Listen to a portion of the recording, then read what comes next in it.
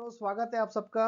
जानी मानी company Titan ने आज अपने क्वार्टर वन के रिजल्ट डिक्लेयर किए हैं और जो कंपनी सालों से मुनाफे में रही थी, कोरोना के चलते वो भी इस बार घाटे में आ गई। उनका कंसोलिडेटेड घाटा 297 करोड़ तक चला गया। आइए देखते हैं डिटेल में।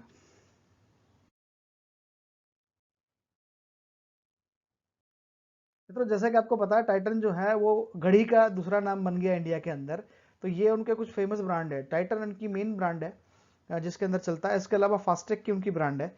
गर्ल्स, जैसे यहाँ पे देख पा रहे, गर्ल्स गाइस स्मार्ट बैंड्स वगैरह आते हैं उनके। सोनाटा है जो कंपैरेटिवली कम रेट की घड़ी बनाते हैं, वो इकोनॉमी सेगमेंट में है, तो वो भी उनके पास है। इनके गोगल्स, लेदर प्रोडक्ट, एसेसरीज, बहुत सारी चीज़ें आती है। और एक चीज़ इसमें आती है कि जो उनके तनिष्क के ब्रांड के जो शोरूम है, वो तनिष्क के अलावा पूरा जहाँ पे उनको ज्वेलरीज और डायमंड की और गोल्ड की जो भी ज्वेलरीज वगैरह मिल रही है, वो सब जो है वो इसी बिजनेस के अंदर आता है। राकेश झुनझुनवाला जी, जो कि एक जाने माने इन्वेस्टर है, उनका भी इस कंपनी में सिग्निफिकेंट स्टेक आज की डेट में भी है। हालांकि अगर आप जून 2019 के फिगर्स अगर यहाँ पे देखेंगे तो आपको उनकी ये जो कंपनी की वेबसाइट से लिया हुआ फिगर है, तो 7.06% की उनकी हिस्सेदारी हुआ करती थी जून 2019 में। ठीक है, लेकिन अभी जैसा रिसेंटली न्यूज आया था कि Rakesh Jhunjhunwala wife Rekha sell ₹1 crore Titan share in March quarter. जो अभी मार्च का क्वार्टर खत्म हुआ 6-3 महीने पहले, तो उससे पहले इन्होंने 1 करोड़ शेयर उन्होंने बेचे हैं।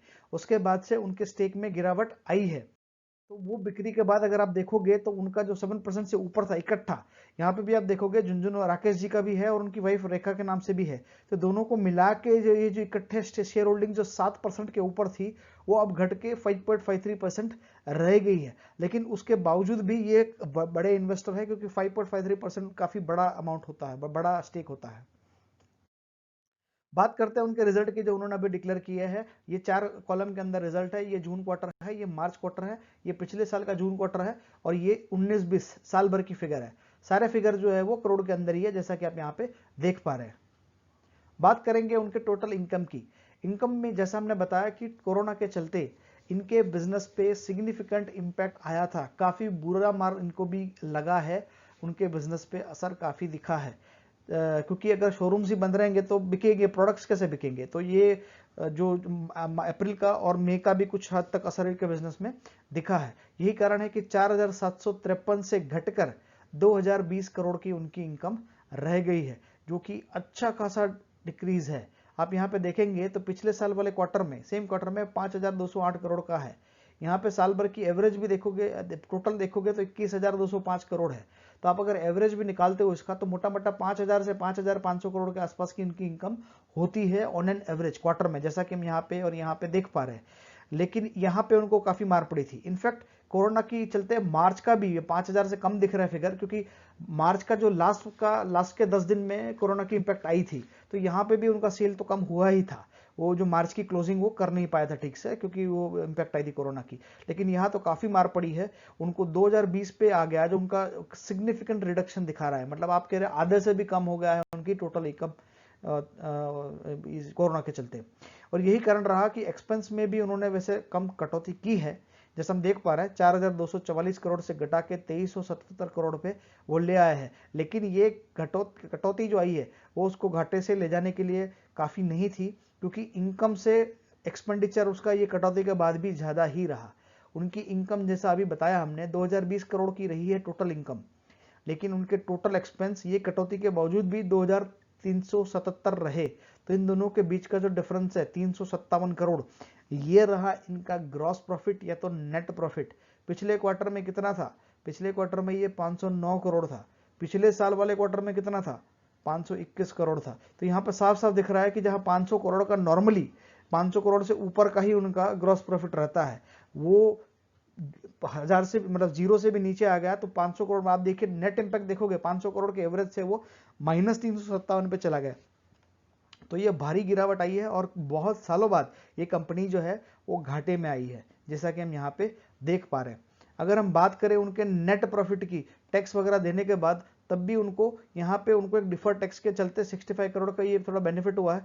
तो ये ग्रॉस प्रॉफिट जो है, ग्रॉस लॉस जो है, वो 357 से घट के 297 करोड़ का रह गया है। तब भी ये नेगेटिव में ही है और काफी ज्यादा है। पिछले क्वार्टर में 343 करोड़ का था, पिछले साल वाले क्वार्टर में ये 364 करोड़ का था। तो ये काफ़ी गिरावट यहाँ पे देखने को मिली है। इसी के चलते उनका जो बेसिक और डाइल्यूटेड अर्निंग पर शेयर है वो -3.28 ही रह गया है इस क्वार्टर में, जो पिछले क्वार्टर में 3.90 था, पिछले साल वाले क्वार्टर में 4.19 था। तो अभी जैसे उनका पिछले साल की बात करें तो ये मोटा मोटा 16.91, मोटा मोटा 17 के आसपास का ये दिख रहा है। तो अभी तो ऐसा लग रहा है कि ये क्वार्टर खराब जाने के चलते उनका, अगर ये अपन 4 का उनका मोटा मोटा ये दिख रहा है, एवरेज 4 का आता है, तो अगले 3 क्वार्टर में जोर लगा के इन्होंने 4 रुपए का भी लेके भी आए तो 3 क्वार्टर का 12 रुपए होता है। 12 माइनस 3 आप करोगे तो ये आपको मोटा मोटा 8.5-9 के आसपास का दिख रहा है।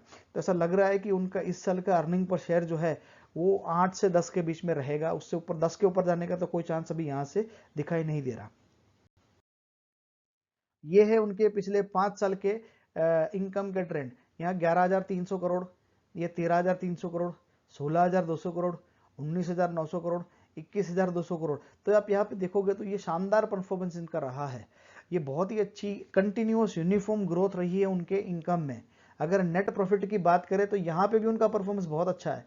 676 करोड़ का नेट प्रॉफिट था 16 में, फिर सीधा ये 700 करोड़ हो गया, फिर ये 700 से ये जंप देखिए, ये बहुत बड़ा जंप है। 700 करोड़ से सीधा 1100 करोड़ का जंप मिला था उनको। ये 400 करोड़ 405 करोड़ का इजाफा हुआ था नेट प्रॉफिट में सिर्फ एक साल के अंदर।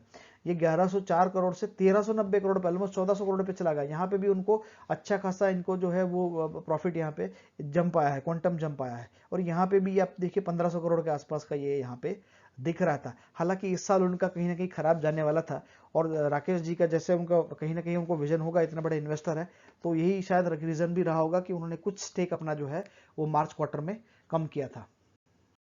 मित्रों, ये चार्ट है कंपनी का शुरू से एटलीस्ट पिछले 22 साल का प्राइस चार्ट है, जो आपके रेफरेंस के लिए मैंने लगाया है।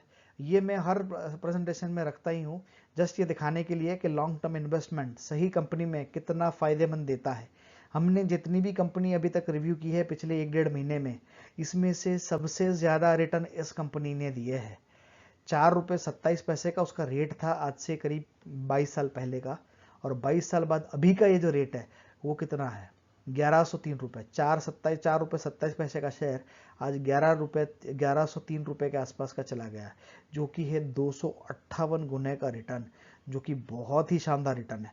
मतलब आप इससे ज़्यादा क्या एक्सपेक्ट करोगे। और ये इनफैक्ट कभी आप अगर प्राइस चार्ट देखोगे, ये ऑलमोस्ट आप देखोगे तो ये 1400-1500 तक के लेवल तक भी चला गया था। थोड़ा सा करेक्शन उसके बाद में यहाँ पे आया है। अगर वो लेवल पकड़ोगे तो ये 270-280 गुना के आसपास के रिटर्न थे, तो बहुत ही शानदार रिटर्न थे। तो शायद ये राकेश जी कहीं ना कहीं पहचान गए होगा उनको, क्योंकि वो बहुत अच्छे इन्वेस्टर ऐसे ही तो नहीं बनते वो, तो कहीं ना कहीं उनको भी पता था कि इतना अच्छे रिटर्न आएंगे, उन्होंने इन्वेस्ट किया, और ये देखिए क्या क्या शानदार रिटर्न उनको भी मिला है और बाकी शेयर होल्डर्स को भी मिला है जिन्होंने इतना लॉन्ग टर्म के लिए उसको होल्ड किया है। बात करते हैं उसके फाइनेंशियल्स की, तो फाइनेंशियल में अगर बात करें तो इसका अर्निंग पर शेयर है वो 16 के आसपास का रहा है पिछले साल का, ट्रेलिंग 12 मंथ TTM। तो जैसे हम देख पा रहे हैं ये 12 महीने का है, 16-17। हालांकि अभी जैसे मैंने बोला है कि ये परफॉर्मेंस काफ़ी डाउन है, अगर बेचारे अभी जोर भी मारेंगे तो अगले क्वार्टर में IPS तो डाउन होने ही वाला है। और वैसे भी आप देखोगे तो इनका जो PE है वो इंडस्ट्री से ज़्यादा है। इंडस्ट्री का 52 के आसपास का PE है, इनको पहले से ज़्यादा ही मिला हुआ है, क्योंकि लगातार ये प्रॉफिट ही कर रहे थे और प्रॉफिट में भी अच्छा खासे काफ़ी तेज़ी से ग्रो कर रहे थे, इनकी टोटल इनकम में भी और इनके नेट प्रॉफिट में भी। यही कारण है कि मार्केट उसको जो इंडस्ट्री से ज़्यादा वैल्यूएशन दे रहा था।